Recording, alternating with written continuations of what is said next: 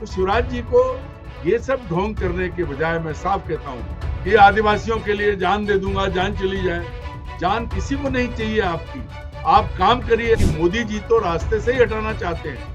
पूरा गुजरात साफ कर दिया उन्होंने जो सामने खड़े हैं। आज की तारीख में अकेले शिवराज सिंह चौहान सबसे ऊपर आते हैं। जो बीजेपी, वो बीजेपी जो नरेंद्र मोदी और अमित शाह की नहीं है, उसकी पसंद हो सकते हैं। प्रदेश में जब आप बात उठा रहे हो तो आप बात उठाओ तो जैन के किसानों की, आप बात उठाओ उन आदिवासियों की जिनके लिए आपने सिवाय बातें करने के कुछ नहीं किया है। जैन में जो 17 गांव के या और ज्यादा गांव के 1 लाख बीघे जमीन के मालिक जो किसान परेशान हैं, जिनकी सरकार, आपकी ये सरकार, भारतीय जनता पार्टी की, मोहन यादव की अगुवाई वाली सरकार उनकी जमीन छीन रही है। लैंड पुलिंग के नाम पे उनके साथ जो है वो धोखाधड़ी करने जा रही है।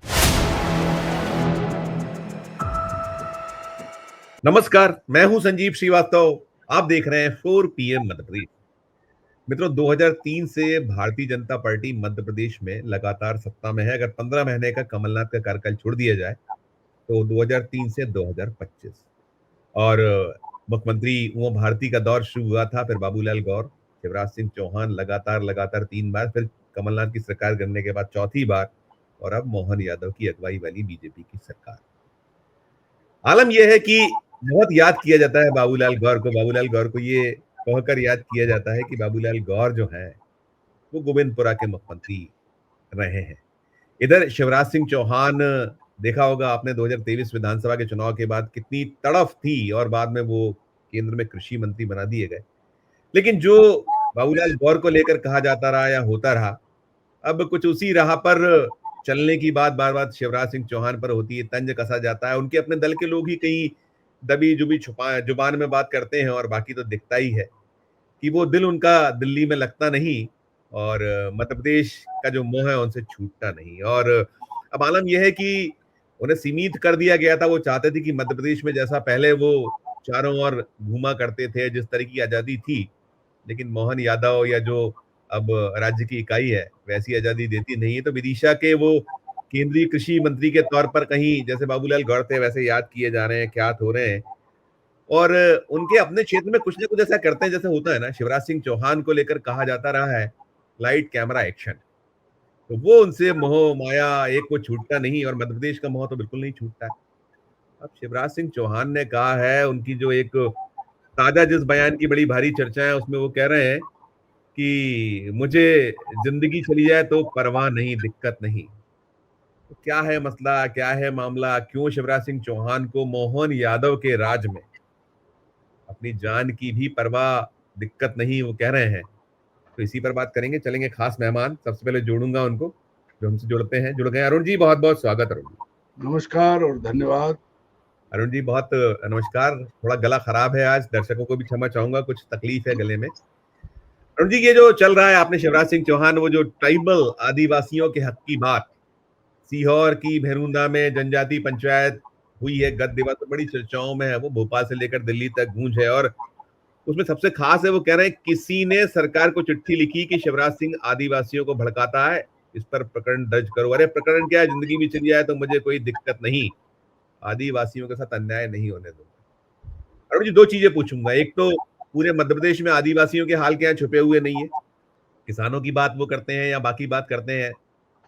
बहुत सारे ऐसे मामले हो रहे हैं। उज्जैन में देखा था आपने कि वहां वो कैसे उतरे हुए थे जो राष्ट्रीय स्वयंसेवक संघ से जुड़ा हुआ किसान महासंघ, या और भी ऐसे प्रकरण है।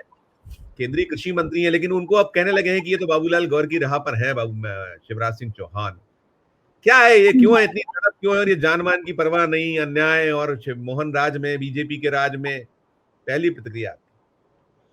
संजीव जी, बड़ा आश्चर्य हुआ कि शिवराज जी कहते हैं कि मेरी जान भी चली जाए।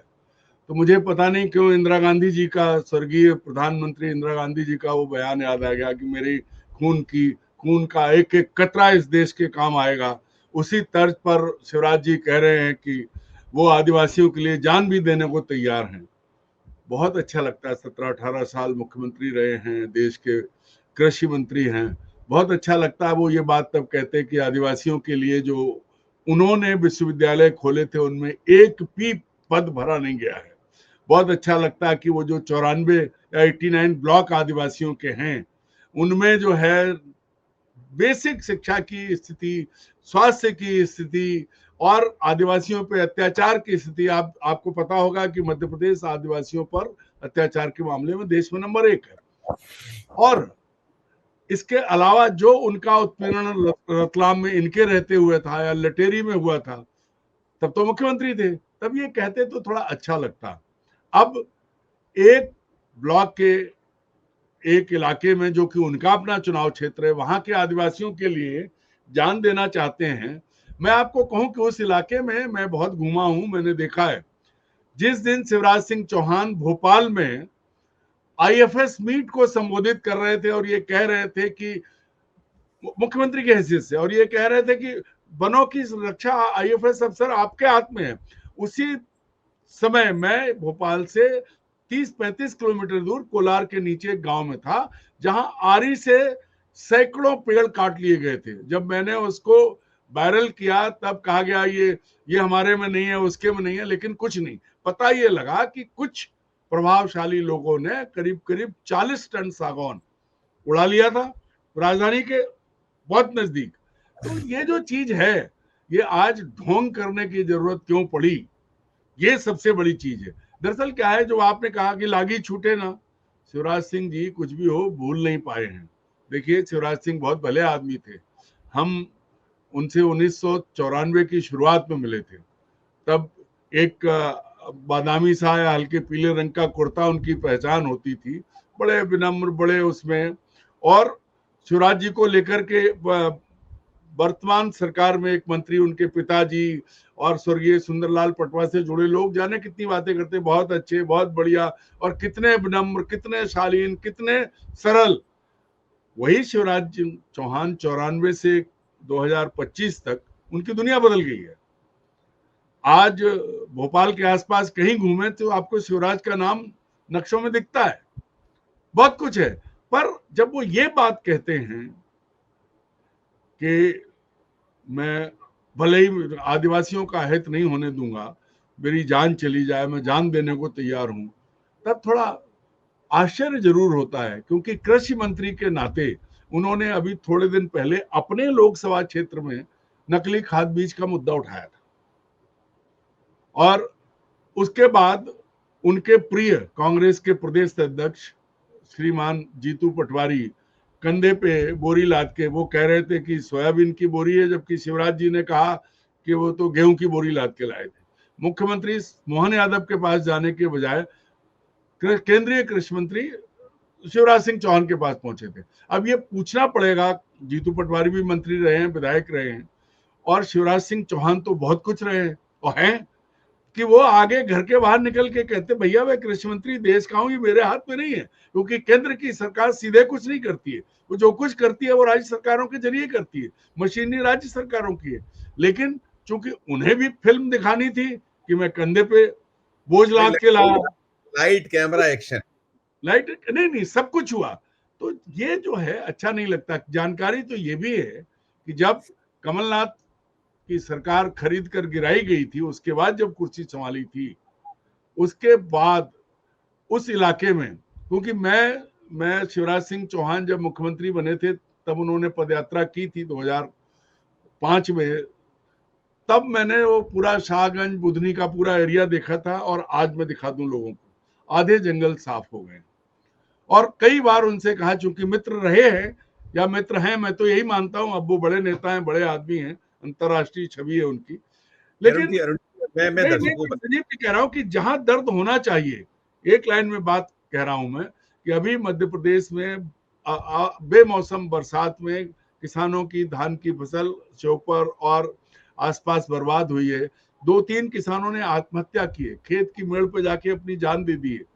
शिवराज सिंह चौहान अगर एक शब्द बोलते, अगर वो अपनी उनके साथ जान न देते, लेकिन उनसे कहते कि उनके परिवार के साथ खड़ा हूं, कहा तो खेतों में, पंजाब के खेतों में तो गन्ना पकड़ रहे थे, और मध्य प्रदेश अपना राज्य है, उसमें धान की फसल कटी फसल बह गई है जो बिछ गई। मुरैना में तो सांसद महोदय तो फिल्मी स्टाइल में शूट करा रहे थे। तो शिवराज जी को ये सब ढोंग करने के बजाय मैं साफ कहता हूं कि आदिवासियों के लिए जान दे दूंगा, जान चली जाए, जान किसी को नहीं चाहिए आपकी। आप काम करिए, आप 150 साल जिए, 300 साल जिए, पर जो कह रहे हैं वो करते रहे, यही इस प्रदेश का किसान चाहता है। आप अरुण अपनी करनी और कथनी में अंतर ना करें, बिल्कुल बिल्कुल हरियाली देखिए, आंसू ना बहाएं, बस। बिल्कुल बस अरुण जी देखिए, ये जो है ये 2006 में वन अधिकार अधिनियम जो है 2007 में इसके नियम बने थे, लागू हुआ था, और 2008 से वन अधिकारों के पट्टे मध्य प्रदेश में बांटे जा रहे हैं। मैंने इसमें कुछ जो जांच पड़ताल की है, इसमें वो किया है सारा का सारा, उसमें ये निकलता है कि बुदनी रहटी लाड़कुई ये जो है इसी रेंज जो है ये बुदनी विधानसभा क्षेत्र में आता है, और अब तो विदिशा में चूंकि वो लोकसभा में है तो वहां उसी का हिस्सा है ये पूरे का पूरा इलाका, और इछावर और वीरपुरा यहाँ का भी कुछ आंशिक हिस्सा है।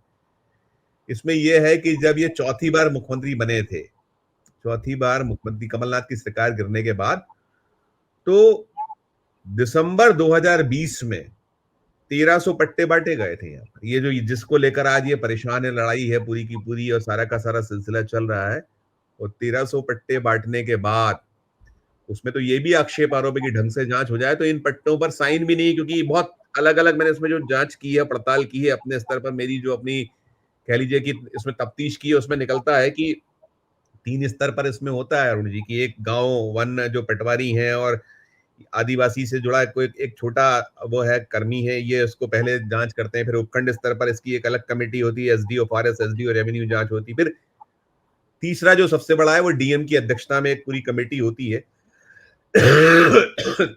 वो इसको फाइनली स्वरूप देती है। लेकिन इसमें तो ये निकल रहा है कि इसमें है ही नहीं, और यही फड़फड़ाहट है, क्योंकि और ये देखिए ये वही है जो एक आईएफएस अफसर है, मतलब अब तो रिटायर हो गए, आजाद सिंह डबास, जो बहुत लड़े हैं, ये डबास साहब ने काफी लड़ाइयाँ की हैं। मैंने कोशिश की है उनसे भी अलग से बात करूं, उनसे भी 1 to 1 करूंगा, अगर इसमें मिल जाते हैं वे तो पूरी इस पे उनकी अपनी, क्योंकि उनकी शिकायतें हैं, और 3-4 महीने का मतलब ये 6-7 साल से चल रहा है। कमलनाथ को भी इसकी शिकायत उनके द्वारा की गई थी, ऐसा मुझे ध्यान है, मैंने उनसे कागज मांगे हैं कि अगर दें तो मिल जाएंगे, तो मैं करूंगा उस पर। अब पूरा का पूरा अगर एक मुख्यमंत्री ऐसा कर लो, बड़े दिलचस्प ये था कि ये पूरा का पूरा जब बहुत उरूस पर था जो आपका कोविड, उस दरमियान की कहीं था, कमलनाथ ने कहा था अगले 6-7 महीने में हम फैसला कर देंगे, हमारी सरकार लौटेगी, हमारी सरकार को गलत ढंग से गिराएगा, तो उस एक आपाधापी में किया गया, तो बहुत सारी इरेगुलरिटीज है, वो मामला है। तभी वो डबास पीछे पड़े कि उसमें एफआईआर लॉन्च हो शिवराज सिंह चौहान के खिलाफ, तो यही कहीं संजीव मरने जी, की बात है। टिप्पणी टिप्पणी संजीव जी, जो आजाद सिंह डबास कह रहे हैं, मैं एक और दूसरी बात कह रहा हूँ। आजाद सिंह डबास ने तो कुछ समय के 10-12 मतलब 1100-1200 पट्टों की बात उठाई है। मैं ये कहता हूँ कि 2005 से लेकर 2023 तक, 15 महीने को छोड़ दें, सीहोर जिले में कितने आदिवासियों की जमीन कलेक्टर की अनुमति से बेची गई है, इसकी भी जांच होनी चाहिए। खरीदने वाले कौन लोग हैं, इसकी भी जांच होनी चाहिए। ये जमीनें, जो जानकारी है, आदिवासियों को पट्टे दिला के ये जमीनें वापस खरीदी गई हैं उनसे, ये भी एक आरोप है। और इन सब चीजों की जो है, जो पूरे उस इलाके में इन्वर्टेड वो चौहान ब्रदर्स चलता है ना, चौहान ब्रदर्स, बहुत नाम है, बहुत बड़ा खेल सीहोर जिले में जमीनें, आदिवासियों की जमीनें जिनको कलेक्टर ने अनुमति दी है, पिछले 1-1.5 दशक में कितनी गई हैं। तो ये बहुत बहुत सारे मुद्दे हैं, वरना इतनी तकलीफ क्या है? आप केंद्र के मंत्री हो, आप मुख्यमंत्री के पास जाते सीधे सीधे। इससे पहले वो एक अभयारण्य के लेकर के उसकी अधिसूचना पर भी पहुंच गए और पूरा शोर मचाया जैसे विपक्ष की सरकार है। तो शिवराज सिंह चौहान ये भूल जाते हैं कि पंजाब नहीं है मध्य प्रदेश, पंजाब में तो चलो आम आदमी पार्टी की सरकार है, और ना ही जो है ये बंगाल है जहां ममता बनर्जी है, और ना ही ये कर्नाटक है जहां कांग्रेस है।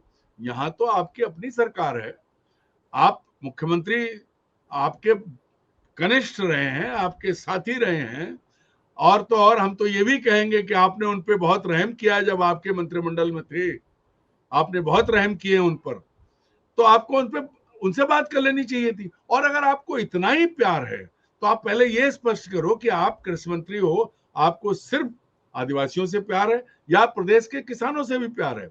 और अगर आप ये कहो मैं किसान का बेटा हूं, हालांकि कई बार कई लोगों के बेटे बन चुके हैं, वो नर्मदा के भी बेटे थे, और भी चीजें हैं, तो मैं ये कहूंगा कि उज्जैन में जो 17 गांव के या और ज्यादा गांव के 1 लाख बीघे जमीन के मालिक जो किसान परेशान है, जिनकी सरकार, आपकी ही ये सरकार भारतीय हाँ। जनता पार्टी की मोहन यादव की अगुवाई वाली सरकार उनकी जमीन छीन रही है। लैंड पुलिंग के नाम पे उनके साथ जो है वो धोखाधड़ी करने जा रही है। खुद आपका किसान संघ, जो राष्ट्रीय स्वयंसेवक संघ का अनुसांगिक संगठन है, वो जो है इसका विरोध कर रहा है बड़े पैमाने पे। तो अब आपके मुंह में जबान नहीं थी, क्या हुआ? चिपक गई जबान का? कहाँ चले गए शिवराज सिंह? हर बात पे बोलने वाले, बड़ी बड़ी बात करने वाले। ये भी होता है कि जब कोई एक्सीडेंट होता है तो मध्य प्रदेश में, भोपाल में इधर उधर कहीं दिखते हैं कि वो किसी को उठा रहे हैं, बाकी देश नहीं देखते। देश नहीं की नहीं, वो भी उठाना आपका ये एक मानवीय कर्तव्य है, किसी पे एहसान नहीं किया है आपने। यहाँ लाइट कैमरा एक्शन वाली बात नहीं, बार बार, लाइट कैमरा एक्शन, बाकी देश में तो घटनाएं होती लाइट कैमरा एक्शन तो ठीक है, लेकिन शिवराज सिंह मित्र हैं, हम तो उनसे उम्मीद करेंगे कि अगर उन्हें और बड़ा बनना है, हम तो भगवान से प्रार्थना करते हैं कि वो देश के प्रधानमंत्री बने। इतने दरिया दिल हैं, अगर आज कुछ 1200 आदिवासियों के लिए अपनी जान देने को तैयार हैं, तो भगवान उन्हें बहुत लंबी उम्र दे और वो इस देश के मुखिया बने, ताकि इस देश की जो समस्याएं हैं उनको युद्ध स्तर पर वो उनका समाधान करें। और हम जानते हैं कि शिवराज सिंह चौहान जब प्रधानमंत्री भाजपा में बन सकते हैं, ऐसा नहीं है। और ये भी जानते हैं कि वो तब कपड़े नहीं बदलेंगे, वो बड़ी बड़ी मतलब करोड़ों की गाड़ियां नहीं लेंगे, वो आम आदमी की तरह सड़क पे रहेंगे। लेकिन भाई, प्रदेश में जब आप बात उठा रहे हो तो आप बात उठाओ उज्जैन के किसानों की, आप बात उठाओ उन आदिवासियों की जिनके लिए आपने सिवाय बातें करने के कुछ नहीं किया है। 47 विधानसभा सीटें हैं, 6 लोकसभा सीटें हैं, सब ज्यादातर बीजेपी के पास हैं। लेकिन किसी भी आदिवासी क्षेत्र में चलें शिवराज जी, मैं उनके साथ चलूंगा, आपको भी आपके कैमरे के साथ ले चलूंगा।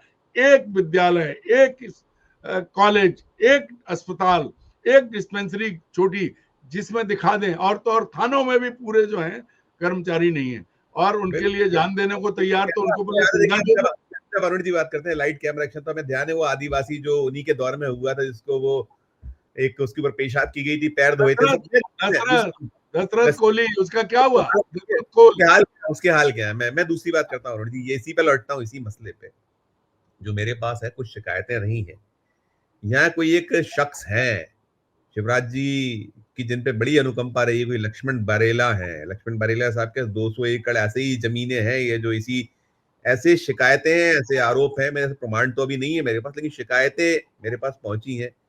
मेरे पास कुछ जो वहां से जो लोग हैं बताते हैं कि भाई ये ऐसा ऐसा है, और इनकी धर्म पत्नी और इनकी बहू रानी को तो पता नहीं क्या क्या पद शिवराज सिंह चौहान के दौर में मिले। बेटा जो है इनका लंबे वक्त से जो है पंचायत का सचिव और क्या क्या पदों पर रहा, सारा कुछ है।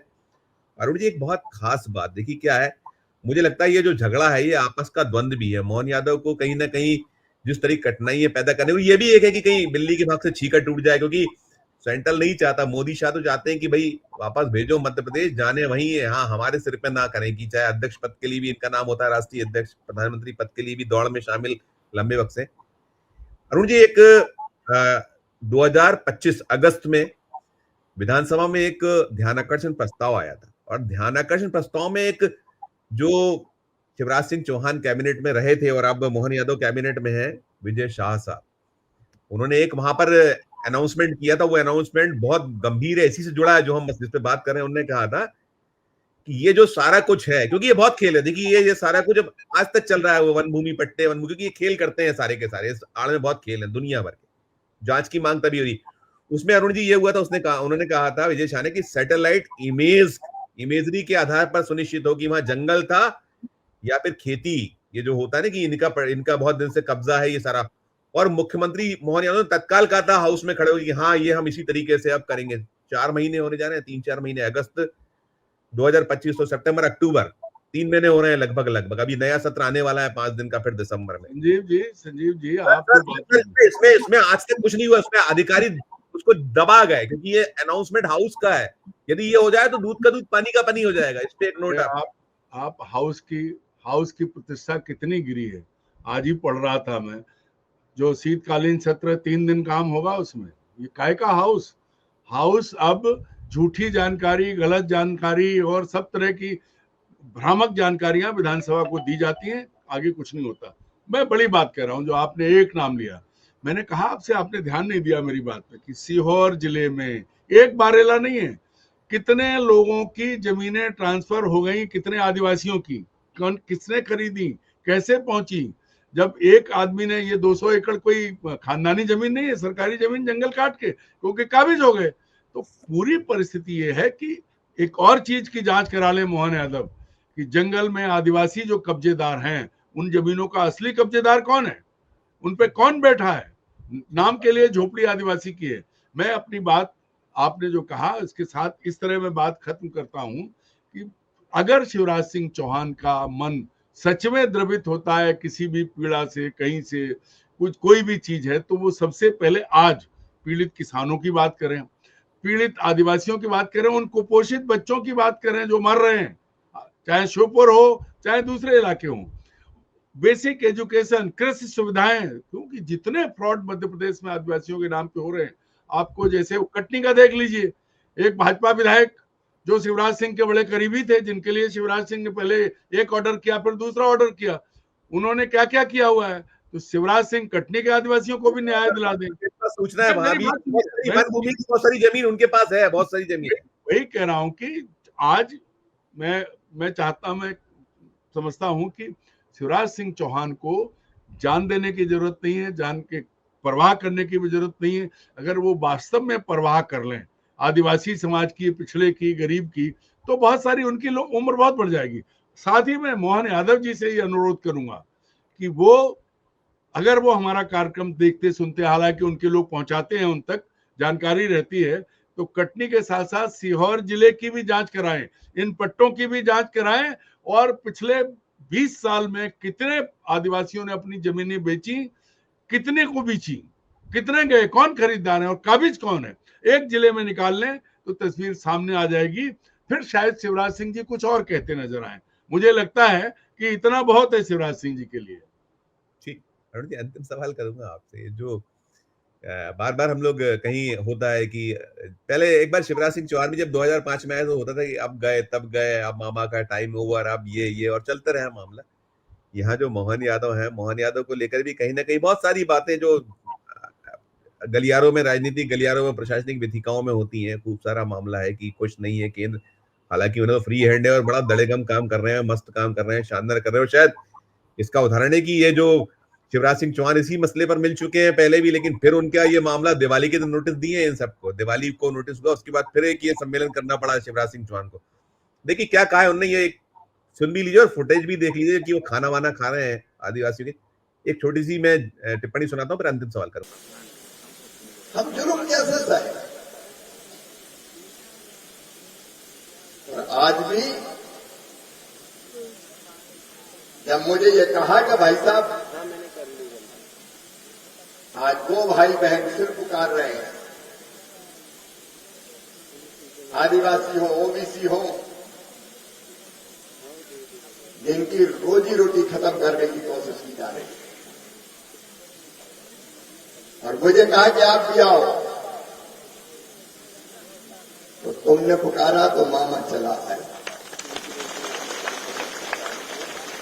नेता नहीं हूं, आपका भाई हूं, आपका साथी हूं, बुजुर्गों का बेटा हूं और बेटा बेटियों का मामा हूं। जब जरूरत पड़ेगी तुम्हारे साथ खड़ा रहूंगा। जिंदगी है ही काय दिन, हर कदम पर साथ देंगे, हर कदम पर साथ देंगे।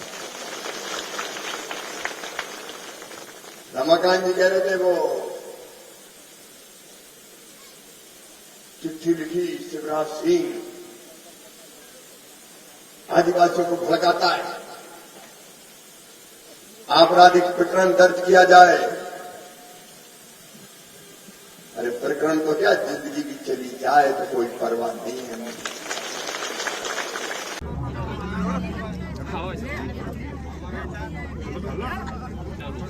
मामा जी चाय लेके आए, रोटी तो खा लो।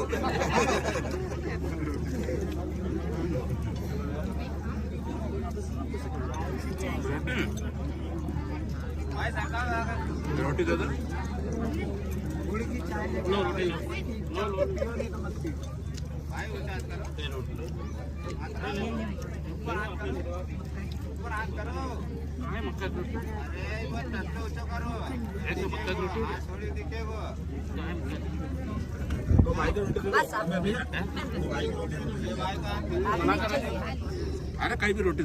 अरुण जी फुटेज भी देख लिए, वो कह रहे हैं मामा की वो अभी चाय वाय बाद में, खाना तो खा लूं पहले और फिर साथ में उनका आपने भाषण भी सुन लिया। वो कह रहे थे कि ऐसा ऐसा, और जो बाकी जो उनका एक होता है शैली है मामा की, अपने अंदाज है, क्या है क्या पीछे, क्या क्या वास्तव में क्या बिल्ली के भाग से छीका फूटने जैसी स्थिति है, और क्या अब फूटता है छीका तो शिवराज को वापस करेगा केंद्र की, क्या है, क्या आप सोचते हैं एज ए विश्लेषक? अंतिम सवाल।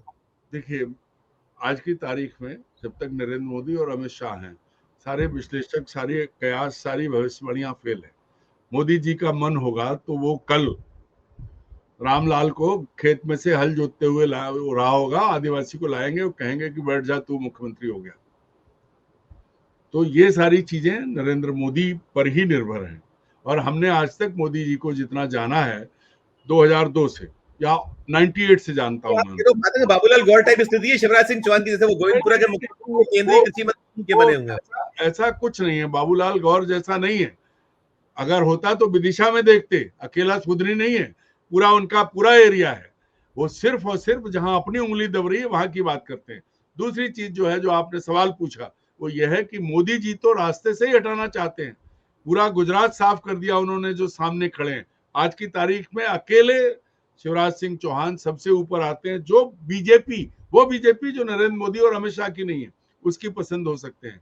तो इसलिए आप ये मान के चलिए कि मध्य प्रदेश में नागपुर भी ना, नहीं, जो संघ वो तो है ही, वो वही उनका है जो पुराना संघ, मतलब पुरानी बीजेपी संघ के ही समर्थन में।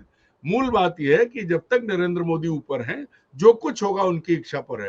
मैं तो कहता हूं आपको मुख्यमंत्री बना सकते हैं नरेंद्र मोदी, चाहे तो, ये तो उनकी ताकत है।